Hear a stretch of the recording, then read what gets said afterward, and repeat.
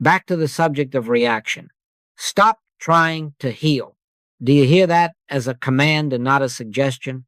Stop trying to heal. Don't touch the appearance. Don't argue it.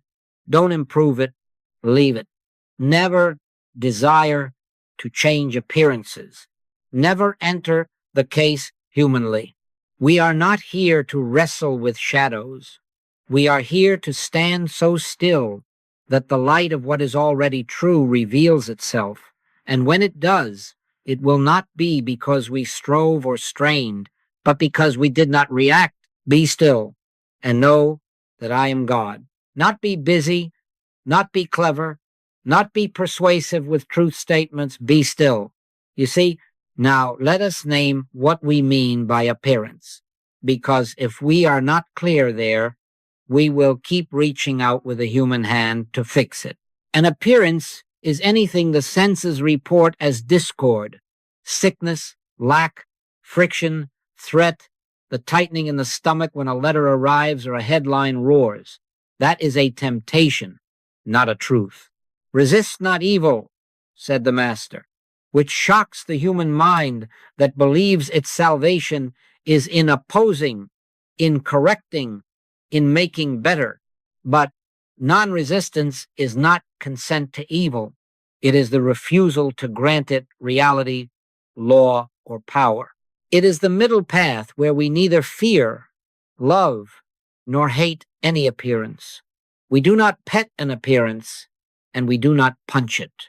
We recognize it as nothing in itself, all right? Faith, then, is not a feeling you carry in your pocket. Faith is measured by your reaction to the appearance. The degree of your faith is shown in the split second when the phone rings with bad news. Do you tense? Do you hope? Do you begin to mentally manipulate?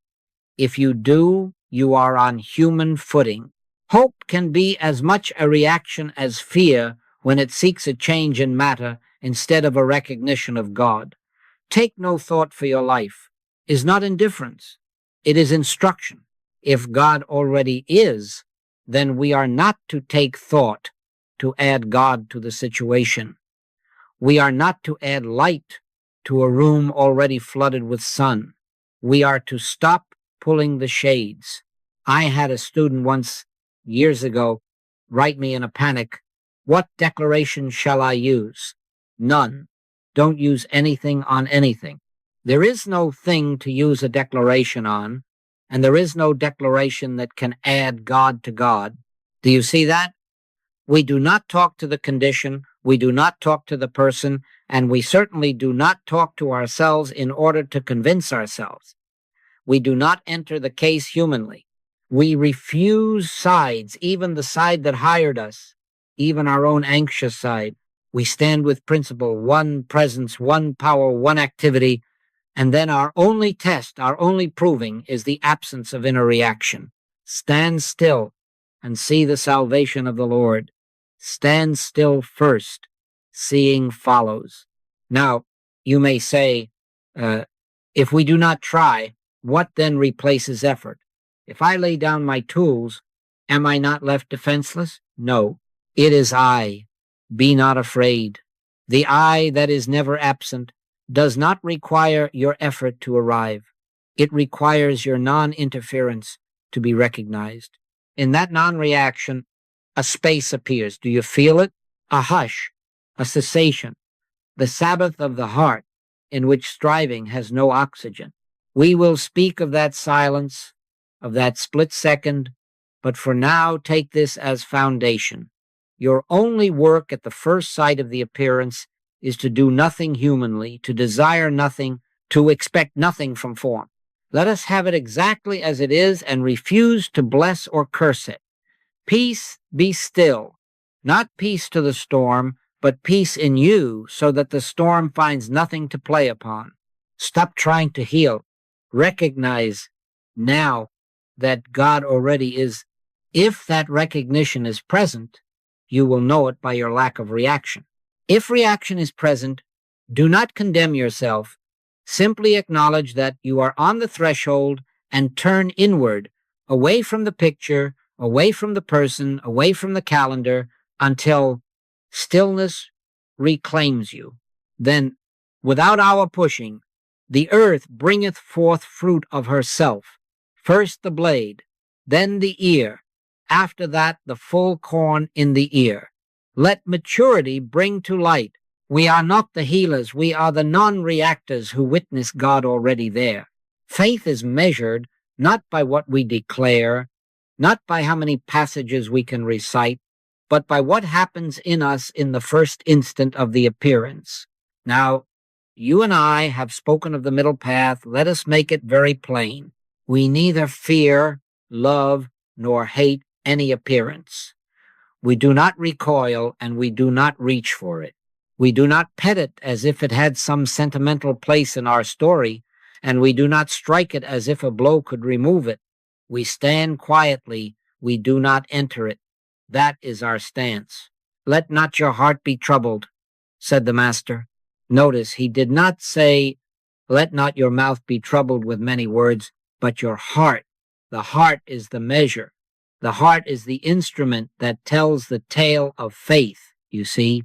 So take the test not tomorrow, not in theory, but right in the event. A diagnosis arrives, a letter from the bank, a voice that betrays you, a door that closes. In that split second, does your body clench? Do you begin to plan and plead? Do you rehearse speeches, phone calls, strategies? Or be honest now, does there come a soft dropping away, a stillness, a refusal to move on the human level? In returning and rest shall ye be saved. In quietness and in confidence shall be your strength. In returning and rest, not in sprinting and fussing. Your first and only proving is the absence of inner reaction to the appearance. If there is no surge, no fear surge, no hope surge, faith is present. If there is a surge, do not condemn yourself. Simply see that you have been tempted to treat a picture as a power and step back to principle. Non-reaction is not indifference. Do not confuse it with a cold shoulder to life. It is not lethargy or apathy. It is allegiance. Allegiance to principle over the sensory report. Allegiance to one power over the report of many. It is the quiet placing of your weight where it belongs. You are not standing on the shifting sand of the senses.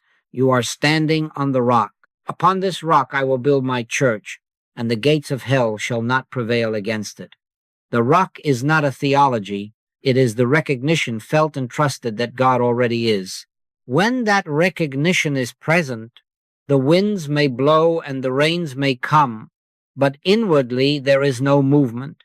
Do you see? Name the temptation, because if you do not, it will sneak in dressed as prayer. The temptation is to help God, to speed God, to push a result. The human mind will offer 1,000 pious techniques to make God act faster, more affirmations, more hours, more intensity. That is reaction disguised as devotion. The Master, facing swords and accusations, did not organize a defense. He said, put up thy sword. The sword may be metal, or it may be your urgent statements. It is all one sword when it is wielded to change appearances. Put it up. Be not afraid. It is I. The I that is the only actor does not need assistance. It needs room. Our non-reaction gives it room. All right? Then what is victory? Do not ask for outer evidences first. Do not look to the thermometer, the bank book, the schedule. The first victory is inner poise. If you can sit in the presence of the same picture and feel the hush of peace, be still within yourself, you have already passed the test that matters. After that, the earth bringeth forth fruit of herself, and we will not hurry the harvest. Let maturity bring to light. If the outer remains for a season, it has no advocate in you, none to argue for it or against it. It has met a vacuum of reaction, and in that vacuum, it has no life. So, watch the heart. Let the news knock, and do not answer with panic or projects. let it knock into silence. If a thought rises to do not be deceived by the sparkle of your own zeal. Wait until the doing is not a reaction but a release. When you can say, without strain, thy will be done, and mean it, even if that will rearranges your hour or your home, then you are on the middle path, neither fearing, loving, nor hating the appearance you stand. And in that standing, faith is measured, faith is proved, and harmony in its time, in its way, appears of itself. Now we must come to the shock that cleanses. Don't turn to God for anything. Do you hear that? Don't turn to God to fix, to counteract. God is not a tool in the kit of your devotion, not a remedy you apply to a rash of circumstance. The instant you seek a usable power, you have admitted another power to compete with it, and that is idolatry, subtle and pious though it may seem. Hear, O Israel, the Lord our God is one Lord, not two, not a good power to overcome a bad power. One. I am the Lord, and there is none else. There is no God beside me. If there is none beside, who is left to oppose? You see, let me press the paradox until it breaks the crust of old notions. God isn't mind. God isn't even soul. Nobody knows what God is. You see the point? So long as God is something you can name and handle, something you can recruit to your cause, you are still orbiting a mental image, and you will pray to that image for effects. The God of images can be used. The God who is I am cannot. The wind bloweth where it listeth. So is every one that is born of the Spirit. There is no handle on the wind. There is no grip by which we seize God. Not by might nor by power, but by my Spirit, saith the Lord. Spirit is not a bigger might. It is that before which the very language of might and power dissolves. Now, see how secretly we concede two powers. We hear of a disease, and at once we want God to fight it. We see a balance sheet, and we want God to pad it. We sit before a judge, and we want God to lean our way. In all such motions, we have taken sides, health against disease, surplus against lack, this party against that, and the moment you take a side humanly, you have dropped principle. You are saying, in effect, there are two powers, and I need the stronger to beat the weaker. No. Put up thy sword. Do not turn truth into a weapon. Do not conscript God into battle. Where one is, error has no law, no substance, no continuity. When the light is on, what becomes of the darkness? It has no history, no lineage, no statute to support it. The light shineth in darkness, and the darkness comprehended it not. The light did not defeat the darkness. It revealed that darkness had no nature. So we learn the holy non-use. We do not use God. We consent to God. We do not add God to situations. We recognize that in Him we already live and move and have our being. Look at the relief hidden there. If there is only one, nothing is to be fixed, only recognized. Be still and know that I am God. Be still first. Knowing follows, and the knowing is not an argument against a condition, but an awareness in which the condition finds no echo. You see why this is rest? Come unto me, and I will give you rest. Rest from wrestling with pictures. Rest from trying to make spirit act in time. Rest from the anxiety of outcomes. A mother in Los Angeles wrote, I pleaded all night for my boy's fever to break. I quoted promises. I bargained. I wept. At dawn, exhausted, I remembered what you said. Don't turn to God for anything. I sat and said nothing at all. I stopped trying to get and let the hush come. In 20 minutes, the boy slept, and by afternoon, the fever was gone. Now, do not make a technique of her 20 minutes. Hear the lesson. The fruit did not appear because she found a stronger spell. It appeared because she ceased conceding a power to fear and a power to God and stood without weapon or plea in the one. All right, this is our stance. Never ask God to do, to give, to change. Never enter the case with a plan and ask heaven to sign it. Stand. Recognize. Let the one be what it is, without your use of it. The instant we stop seeking a usable power, we find ourselves in the one that needs no use. And in that very instant, something in us goes quiet, and in that quiet, the appearances lose the only breath they ever borrowed, our belief in two. Now, you ask, if we are not trying, if we put down the tools and refuse to use God, what replaces effort? Contact, not a marathon of piety, not a strain of mind reaching to grasp infinity, but a split second of inner silence in which the one is recognized as already here. That is all. The human mind hears all and imagines something to do, a road to climb, a technique to perfect. But hear me, which of you, by taking thought, can add 1 cubit unto his stature? Nobody, by taking thought, can contact God. Thought can recite truth. It cannot realize truth. Truth stated is not truth realized. Realization is when the statement falls away and there remains only a stillness. And in that stillness, without words, the announcement is felt, I, God, am the solution to all problems. Do you see why the Master said, this kind goeth not out but by prayer and fasting? Not a fasting that starves the body, but a fasting that starves the machinery of reaction. Fasting from methods, fasting from timing, fasting from outcome, fasting from the personal equations that want your side to win or your picture to improve. Prayer, not as speech at God, but as the hush that consents to God's being God. Prayer is the silence before the throne. Fasting is the refusal to feed the mind with its usual food, its pictures, its urgencies, its cherished remedies. When the mind is not fed, it grows quiet. In that quiet, contact is, not comes, is. Let me describe this without dressing it up.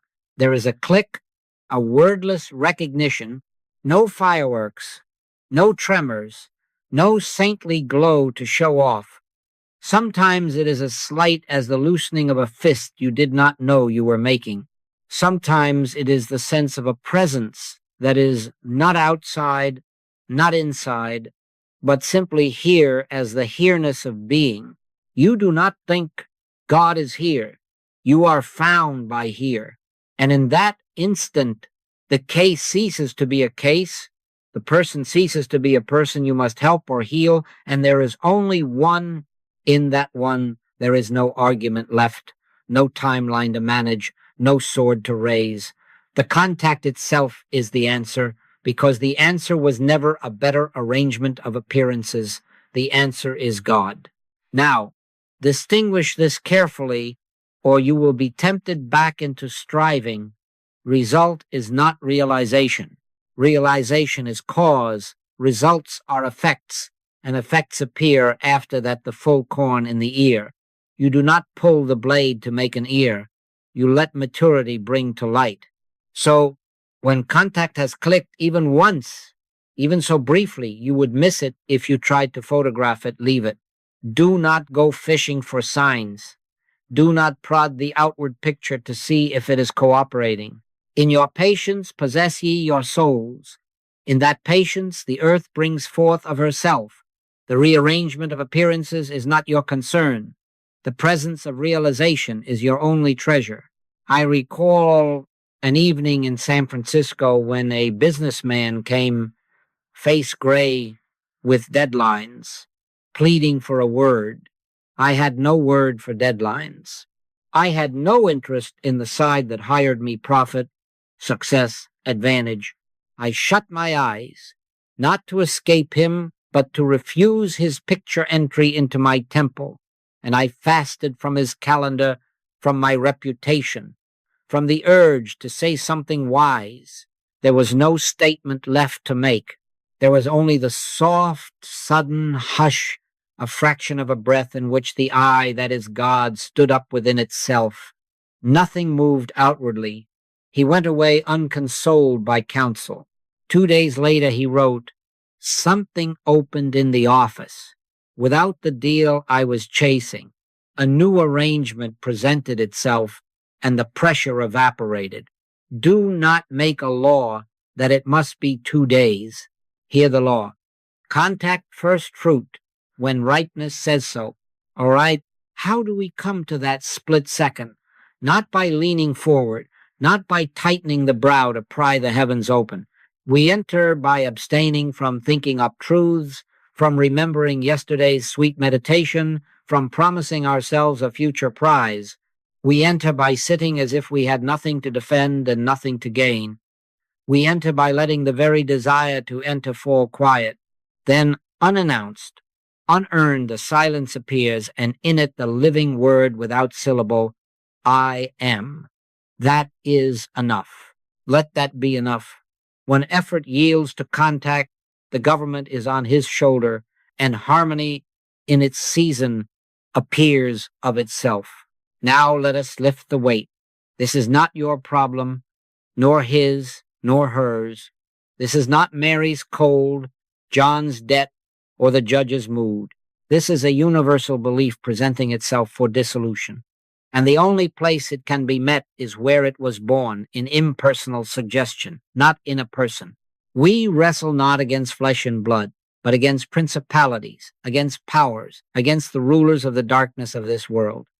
Flesh and blood are not your opponents. Thought images without law are. Do you see how that lightens the heart?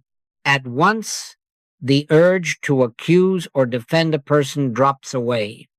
We are not here to fix people. We are here to refuse a lie. It's only support our belief that it has a private seat, a private cause, a private law.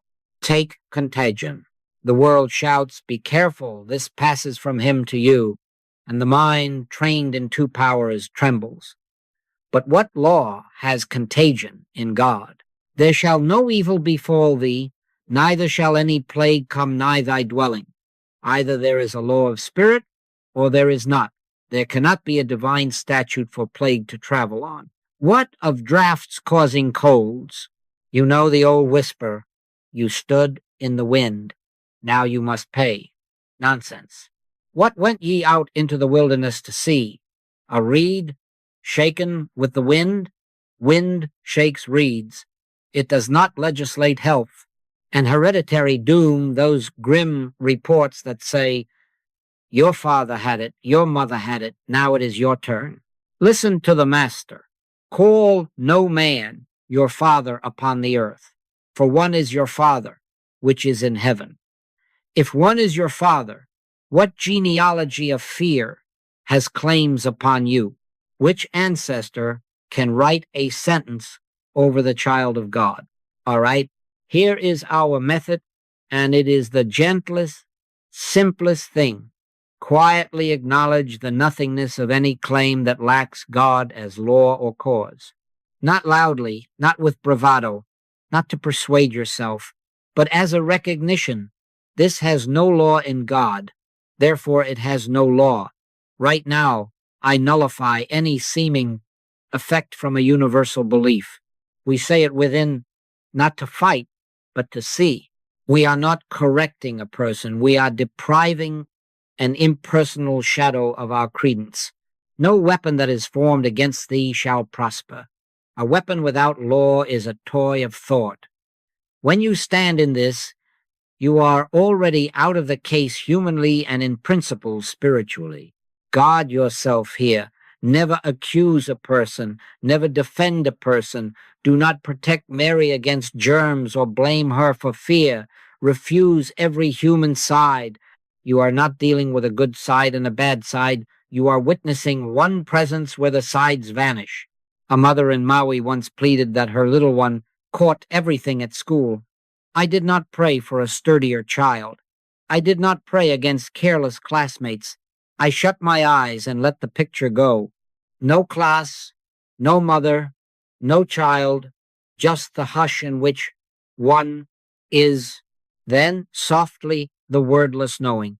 There is no law of contagion in God, therefore there is none. Within a week, she wrote, he plays in the same room. Nothing clings. Do not make a law of a week. Hear the law. The person dissolved, the principle stood revealed, and the case loosened. If a man sits before you with the long face of inheritance, do not say, poor soul, nor say, cheer up. Forget the man and find the Christ as identity. Neither hath this man sinned, nor his parents, but that the works of God should be made manifest. There is no culprit to hunt, no victim to mend. There is only the impersonal fog of a universal belief, old as Adam, thin as mist, that requires your warmth of attention to thicken. Withdraw the warmth, withhold the gaze, let the fog meet the sun. In that very non-reaction, the outline of a person blurs and the radiance of principle becomes all that is seen, and when principle stands unveiled, appearances which depended on personhood for their staging have no stage left. So when the letter comes, when the cough sounds, when the family tale tries to bind your tomorrow, do not react to it and do not argue with it. Smile inwardly and say, this is not a person, this is a universal belief without law, without cause, without continuity in God. Get thee behind me, stand there, fasting from blame, fasting from defense, fasting from sides. In a moment, the whole atmosphere changes, not because you won a contest, but because there was no contestant left in your thought. As the person dissolves from view, principle stands revealed, and the case loses the only hold it ever seemed to have. Now, alignment. Here is the law, and it will save you from 1,000 entanglements. You are not here to take sides, not even the side that hires you. Do you hear that? Not even the side that pays you, loves you, flatters you, begs you. The moment you accept the side, you have entered the case humanly, and you have confessed two powers, yours to bolster, theirs to defeat. Judge not according to the appearance, but judge righteous judgment. Righteous judgment refuses personalities and clings to principle. It does not ask which is the better argument. It asks nothing. It stands. Labor versus capital, how subtle the pull. It would be easy to say, the men need their wage, or the company must survive, and then offer clever plans in God's name. Spouse against spouse. The mind rushes to protect the tender one or the loud one or the one who looks most like your favorite story. Artist versus critic, the pride leaps up to defend the wounded talent and to condemn the cold reviewer. Don't do it. Never enter the case humanly. Never advise outcomes. Never desire to see one side or the other win. Man, who made me a judge or a divider over you, said the master when pressed to arbitrate an inheritance. If he refused the office of divider, how shall we accept it? All right, you say, but is not helping a side loving our neighbor? No, loving your neighbor is recognizing Christ as the only identity which dissolves sides. Taking sides is loving your picture of your neighbor, and that is idolatry in friendly clothing. Stand with principle. Let God have its perfect work. Do not map the finish you prefer and call it guidance. But let patience have her perfect work, James counsels, not your plan's work, patience's work, which is to give ripeness time to appear. If the one that engaged you wants to win at all costs, that is his business. Your business is the silence in which one presence governs. Now here is the fruit of neutrality, and once you see it, you will never again be tempted to meddle. When personality is set aside, spiritual good appears in forms none had conceived. In a factory dispute in Chicago, both sides wrote me at once. I sent no counsel, called no meeting, suggested no compromise. I closed the door, stepped back from foreman and financier alike, and in fasting from the human picture, felt that small, unargued click. 2 weeks later, A third arrangement, neither victory nor defeat, surfaced through another department, and both letters came again, this time with one sentence. We could not have invented this. Of course you could not. Principle revealed itself as harmony in a way no will could frame. And in a marriage, do not be afraid of honesty. If harmony requires separation, let's have it. Truth does not harm. We are not gluing lives together with spiritual syrup. We are standing where one life orders its own and lets the branches spread without choking each other. Every plant which my heavenly Father hath not planted shall be rooted up. If the human bond is a plant of fear or bargain, let it be rooted up without sorrow. If it is of the Father, it will deepen without your fingers pressing the soil. Do not plead for outcomes. Consent to order.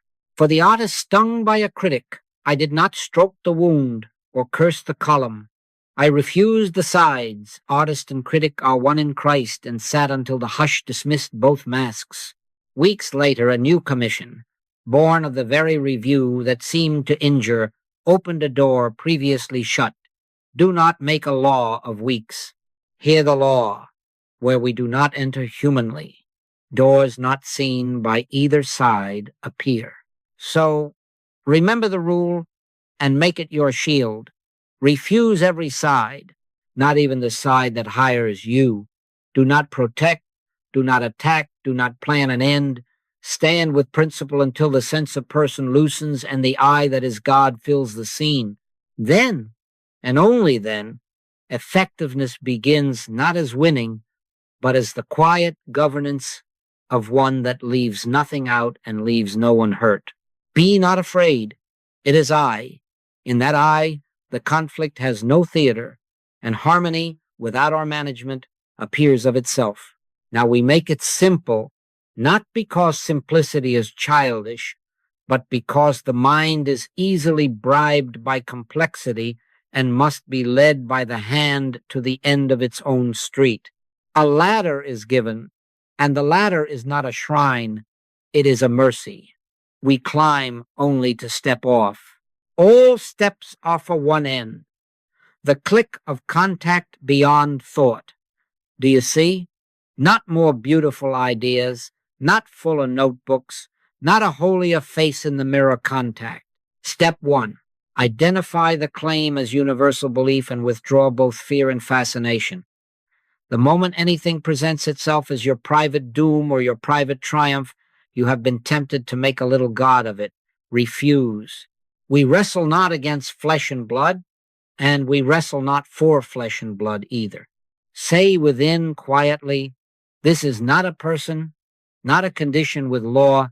This is a universal belief without cause in God. Neither stare at it nor flinch from it. Do not circle it with analysis. Do not pet it with sympathy. Withdraw the warm breath of attention and it cools. Right now I nullify any seeming effect from a universal belief. Not to win a quarrel with it, but to see that, lacking a divine statute, it cannot stand.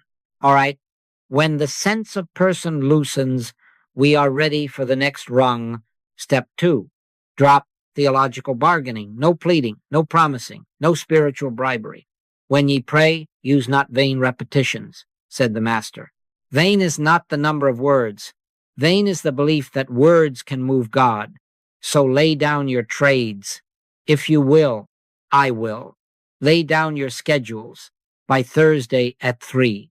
Lay down your vows of extra goodness to secure a faster answer. God is not a power to get or use, not a partner to be wooed with deals, neither in this mountain nor yet at Jerusalem. Not this ritual, not that place. God already is. Be still and know, not bargain and beg. You see how the spine straightens when no transaction is needed? Step 3, release personal clinging, reputation, timing, the look of success.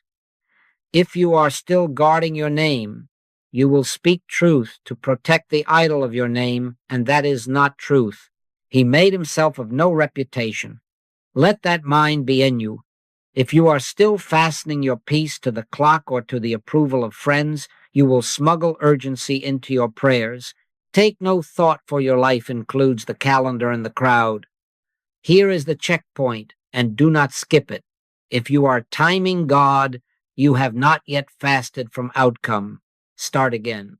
If you are peeking to see whether the fever has noticed your silence, start again. If you are crafting a story of your success to tell your circle, start again.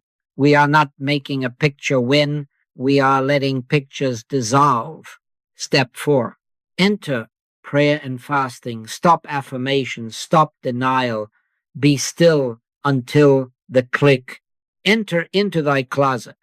And when thou hast shut thy door, pray to thy Father which is in secret. Shut the door not only on noise, but on method. Fast from statements, from clever refutations, from the sweet taste of spiritual talk. Let the mind grow unbusy. This kind goeth not out, but by prayer and fasting. Prayer here is the hush before the throne, not speech at the throne. Fasting is the refusal to feed the machinery of thought. Sit as if there were nothing to gain and nothing to lose. Sit as if God were already God. Then, without your arranging it, the split second appears, a soft, unadvertised awareness in which the sense I am trying ends and simply I am remains. Nobody, by taking thought, can contact God. Thought bows and leaves, and contact is. And now, let the latter end in silence. Do not drag your steps into the sanctuary. Let them fall away. Stand still and see the salvation of the Lord. Not manufacture it, see it. Thy Father which seeth in secret shall reward thee openly. The open reward is not your planned arrangement. It is harmony appearing of itself on divine timing. Do not time it. Do not sell it. Do not explain it. Live in the hush that found you, and let maturity bring to light. All right, let us make it plain and do it now. Not to get anything, not to throw power at a problem, not to push away a pain or pull in a blessing, only to recognize that God already is. That is our frame. We are not calling down a presence. We are consenting to the presence that cannot be absent. Be still and know that I am God. Not be busy and convince. Be still and know. Do you see that? If you start to hope for a change in the picture, start again. If you begin to pose a result in your mind and wish God to paint it in, start again. We are here for recognition, not remedy. Now, the simple instruction. Close the eyes, not as an escape from the room, but as a release from the room. Let the breath be as it is. No holy breathing, no measured count, just what is. And then forget all the truth we ever knew. Lay it down as if you were placing books on the table before stepping into a garden. Every statement, every verse you love, even the one I just quoted, let it all rest. Nobody, by taking thought, can contact God. Thought may carry us to the edge. It cannot cross the threshold. Enter into thy closet and shut the door, even on truth talk, until only the hush remains. Consent now. If a thought comes, let it pass. We are not fighting thoughts. We are not feeding them. We are not reacting to thought any more than we react to an appearance. Let it move as a cloud moves across a high sky. Do not chase it. Do not swat it. Do not pet it. If it is a holy thought, it will still be there after the silence. If it is a worried thought, it will not find you where you are going. Take no thought for your life includes taking no thought for your meditation. All right, loosen the brow, loosen the will, and if anything in you trembles, fear of quiet, fear of losing your grip, hear the inner word of the Master. Be not afraid. It is I. Then be still. Not a syllable more. Peace, be still. Let those 3 words do what your efforts never could. No sword, no schedule, no side to defend. Only I, only is. We will sit together now for 90 seconds. Do not count, Do not listen for my voice. Do not listen for any voice. Simply consent. If an impulse rises to look and see whether something is happening, smile inwardly and let the impulse go by like a child's paper boat down the stream. If an image of a person, a case, a need floats up, do not enter, do not refuse, let it pass. Be still and know. The kingdom of God is within you. It does not require your attention to announce itself. The wind bloweth where it listeth. And in this moment, let the wind be wind without your hand upon it. Now, when the sense of time has had its say, and it will, you may open the eyes, slowly, without checking for results. Do not look for a change in your body or a sign in the room. Do not test the case to see if it is cooperated. We are not measurers. We are witnesses. Thy Father which seeth in secret shall reward thee openly. And the open reward is not yours to schedule or to inspect. In shared silence, we have tasted the alternative to effort, pure recognition without result seeking. Keep that taste unsullied. Let it rest on the tongue of the heart without naming it sweet or calling it success. All right. Carry nothing out of this but the hush itself. No badge, no boast, no doctrine polished by the moment. Just the quiet conviction that one presence governs, and that our part, when called upon, is to close the eyes, let the breath be, forget even the truth we ever knew until the inner word, be not afraid. It is I, has cleared the air, and there is only stillness. From such stillness, in its time, harmony appears of itself. Do not help it. Do not hurry it. Let maturity bring to light. Now, because the mind asks for reassurance, not to feed pride, but to settle trembling hearts, let me speak as a witness, not to create a gallery of wonders, not to tempt you to chase repeats, but to say quietly that silence speaks in the world when we refuse to speak at it. We speak that we do know and testify that we have seen. And yet, you see, we refuse to turn testimony into technique, because the instant it becomes a method, it ceases to be the hush in which God is God. A letter came from San Francisco, gray ink, trembling lines, the sort of letter that tries to be brave, terminal, they say. Nothing more to do. There was the name of a condition, the dates of consultations, the kind voices that had run out of phrases. I did not open a book of statements. I did not try to use God. I closed the door and let the night be night. No speech, no argument, no leaning on verses as if they were levers. Enter into thy closet. And I did. And I fasted from hope, from dread, from human pictures of improvement. There was the split second, the soft click that says nothing and yet ends all asking. I slept. In the morning, another letter. Something changed in the night. There is no talk of endings now. They speak of ordinary strength returning. Do not make a law of a night. Hear the law. Silence, not technique, bore fruit. Contact, not counsel, was cause. The earth bringeth forth fruit of herself, blade, ear, full corn, and the husbandman does not know how. And the Maui Circle, you remember those dear ones? Months we sat with them, and not one word of advice about apologies or better behavior passed these lips. It was a tangle of loyalties, family, business, old grievances rising like lava through new grass. It would have been sweet to pick a side, to soothe one and correct another, to appear wise. Man, who made me a judge or a divider over you? We refused the office. We met and we did nothing but fast from reaction. No praise, no blame, no clever peace plans. We sat until we could neither love nor hate an appearance, until the click dismissed the whole stage. Then months, and then suddenly a reconciliation none of us could have engineered, emerged through a door no one had seen. Property shifted hands without loss. Old words were acknowledged without shame. The knot came loose where no fingers had tugged. Do not time it. Let maturity bring to light, not by might, nor by power, but by my spirit, saith the Lord.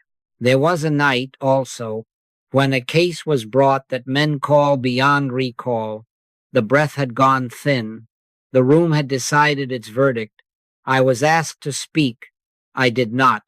I could not. Words would have been indecent there. I shut the eyes and left even prayer words outside the door. Only presence, only I am, without name, without plea. A length of stillness, and then a sound like the sea. Finding a shore, the breath drew again, shallow, then steady. No command, no arise, no drama. I am the resurrection and the life, not said aloud, but known as fact without syllable. Do you see? Not power used, presence recognized. The appearance arranged itself on lines I had no part in drawing.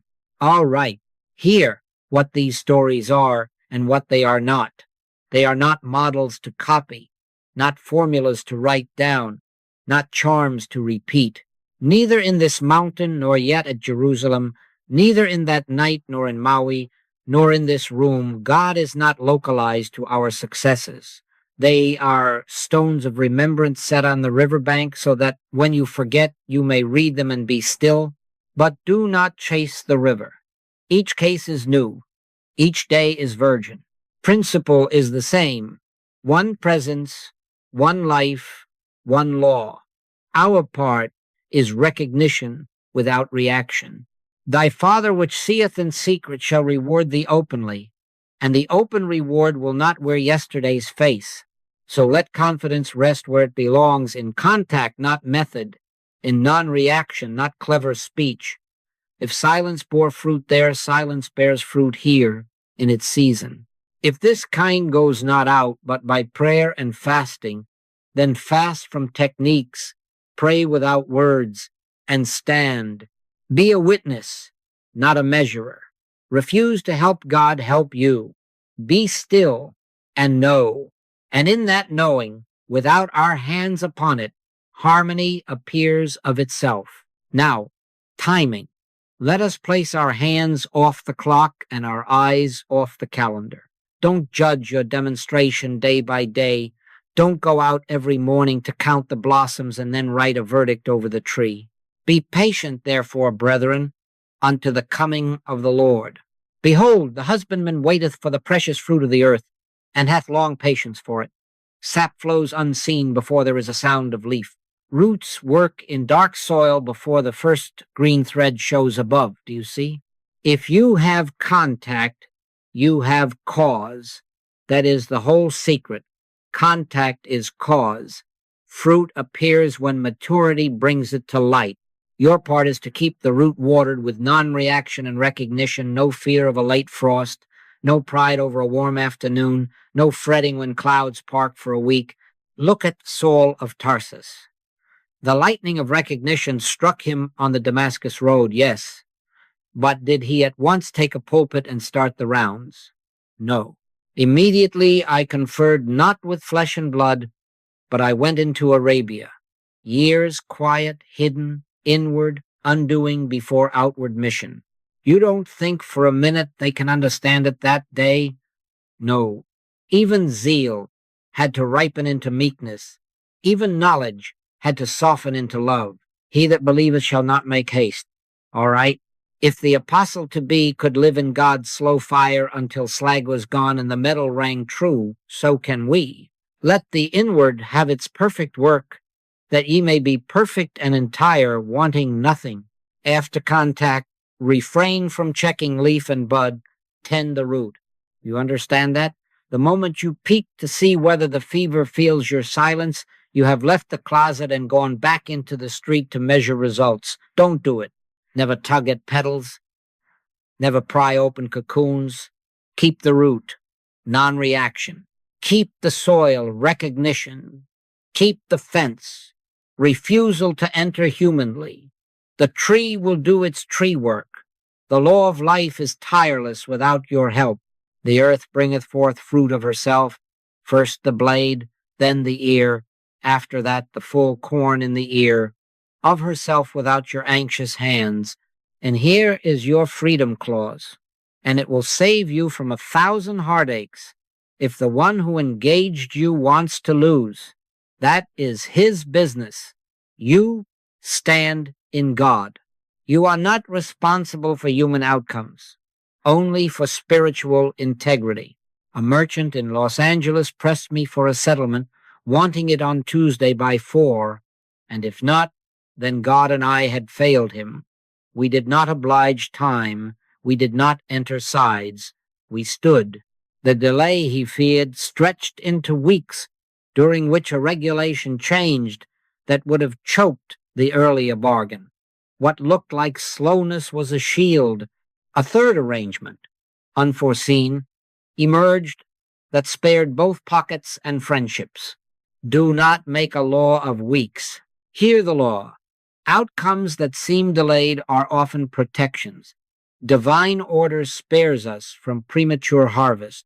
So when letters don't arrive on your schedule, when tests keep their numbers a while, when the phone stays quiet, be still. Let patience have her perfect work, not your will's work, patience's work, which is to give sap time to rise and seed time to die before blade. Refuse the childish habit of tapping the watch and calling that faith. Faith is shown by your reaction, and the highest reaction is none at all. No fear of delay, no love of speed, no hatred of waiting. If the market warms or cools, if relatives approve or scowl, if the body stirs or sleeps, you neither bless nor blame the weather. You tend the root. You sit where contact placed you, and you do not get up to count. Thy Father which seeth in secret shall reward thee openly, but the open reward will not wear your chosen hour. Do not time it. Do not help it. Do not tell it how to look when it arrives. When the fruit is ripe, it falls into the hand. When it is green, it clings and sours if forced. No good thing will he withhold from them that walk uprightly, and upright walking is nothing more than this middle path. No reaction to appearance, no desire to change appearance, and the split second of silent God recognition kept as atmosphere. Then harmony never rushed, never late appears of itself when maturity brings it to light. Now, a simple daily rule, not a harness, but a mercy that keeps you from slipping back into effort, that keeps your feet on the middle path when headlines shout, when relatives ring you with their urgencies, when the body invents its weather. A rule is not law for God, it is reminder for us. It says in plain speech what we have learned in hard moments. Stand, be still, let God be God. All right, take it down quietly within and live it. First, the restraints holy knows that keep the door shut on mischief. Never enter the case humanly. Never desire to change appearances. Never argue with error. Do you see how that alone removes 90% of our trouble? The phone rings with a complaint. Do not take a side and do not compose an outcome. A symptom stirs. Do not rush to refute it or to prop your peace with phrases. A headline swings from fear to frenzy. Do not climb onto the wagon and ride it around the square. Judge not according to the appearance, but judge righteous judgment. And righteous judgment has no speech for or against pictures. Resist not evil, not because evil has power, but because resistance is belief in two. Never argue with error, not out loud and not in your mind. Argument feeds it. Your silence unfunds it. Then the permissions, the holy yes that lets heaven breathe through earth. Be still in Christ. Allow silence to arrive. Let Christ's will be done on earth as it is in heaven. Do not call down power. Do not try to be a better instrument. Be still and know. In the morning before feet touch floor, consent. Father, not my will, but thine be done. And then wait for the split second. Even if it does not come as feeling or light, wait without wanting. Before answering a difficult letter, close the eyes and let the breath be. Enter into thy closet and shut the door on cleverness until presence is presence without urging. God is not a power to get or use. The instant you stop seeking a usable power, you stand in the one that needs no use. You see? Now, the release is what you must be willing to let go and to let fall away without bargaining. Family, reputation, cherished opinions. If you are not willing to leave mother, brother, sister, father, for my sake, you will save the tie and lose the freedom that blesses the tie. This is not bitterness, it is consecration. He made himself of no reputation. Let that mind be in you. Lay down the zeal to be seen as wise, as kind, as steadfast, because the moment you defend your image, you will speak truth with a hook in it. Lay down the precious opinions you have burnished with scripture quotations. If they make you react to those who differ, they are idols. Sometimes a separation is very spiritual. Let's have it. Sometimes a silence in the family talk is your offering. Let's have it. Release is not indifference, it is room for God. Keep a mantric rhythm through the day, not as magic, not to push results, but as atmosphere. There is only one power. Universal belief has no law. I rest. I listen. Be not afraid. It is I. When the mind starts to measure or defend, breathe the simple cadence and let it rinse the nerves. Do not lean on it as a crutch. Let it remind you to drop the crutches. Neither in this mountain, nor yet at Jerusalem, not this word, not that place, spirit alone. Make a checkpoint habit that will save you from 1,000 wasted sentences. Before you speak, before you sign, before you press send, ask, am I reacting or recognizing? If there is heat in the chest, hurry in the tongue, hunger to convince reacting, stop. If there is hush, a gentle absence of hurry, a willingness to let outcomes go where they will, recognizing, proceed. If in doubt, this kind goeth not out, but by prayer and fasting. Fast from words a moment. Let prayer be silence. Wait for the click, or keep still until it comes later. Don't be afraid to say, I will answer tomorrow. Don't be afraid to leave a sentence unwritten and a defense unspoken. He that believeth shall not make haste. Live this rule, and it will live you. If you miss it at noon, start again by 2. If you argued at breakfast, be still by lunch. His mercies are new every morning. Not a whip, a welcome. Keep the restraints. Honor the permissions. Practice the releases. Let the mantra wash through your day. Take the checkpoint at every threshold. Then recognition, sustained and simple, becomes atmosphere, and effort falls away, and without your managing harmony, never rushed, never late appears of itself when maturity brings it to light. All right, we seal it now, not with more words to push a result, but with the same hush we have been practicing. Back to the subject of reaction, because that is where we began and where we end. We do not try to heal. We never make a project of health or supply or peace. We refuse sides, yours or mine, victim or hero, winning or losing. We stand with principle, and we stand still. We enter the closet and wait for the split second, the click that is not our doing, not our timing, not our art. And when the click comes, recognition is established. God already is. From that, harmony appears of itself as and when maturity brings it to light. Do you see that? Live as recognition, not remedy.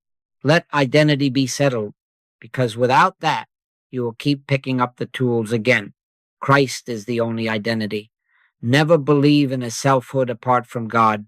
Not a better human you, not a wiser negotiator, not a stronger body self. I live, yet not I, but Christ liveth in me.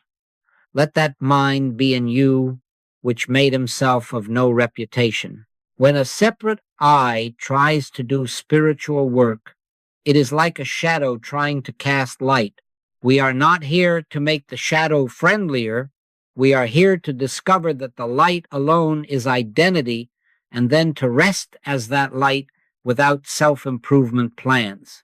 I and my Father are one, not two to be joined, one to be recognized. Consecrate the hours to this. 1. In thy silence I shall come to you. Make that the hidden center of your day, not as a strain, not as a vowed account, but as atmosphere. Before the door opens in the morning, enter into thy closet.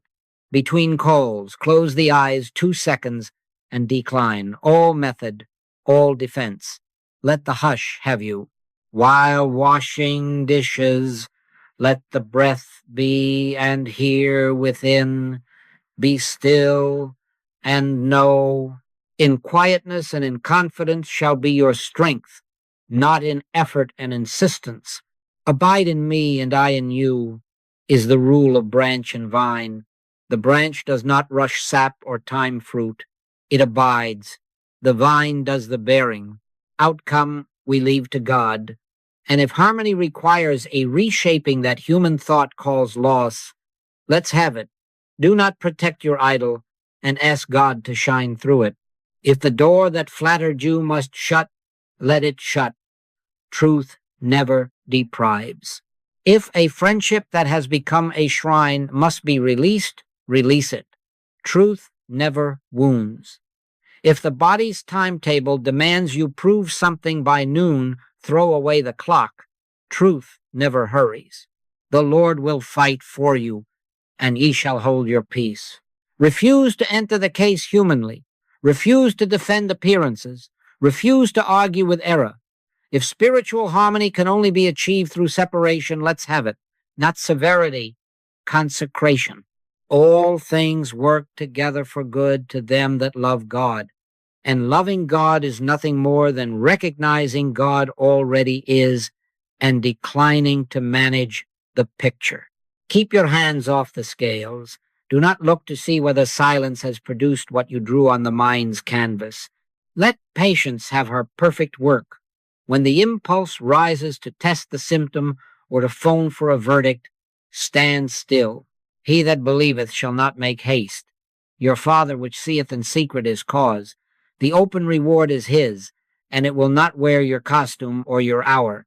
The earth bringeth forth fruit of herself, first the blade, then the ear, after that the full corn in the ear of herself. Your part is the middle path. Neither fear, love, nor hate any appearance. Recognize the one. Be still. So I say to you what the Master said to hearts that quivered in boats and in doorways and on roads. Be not afraid. It is I.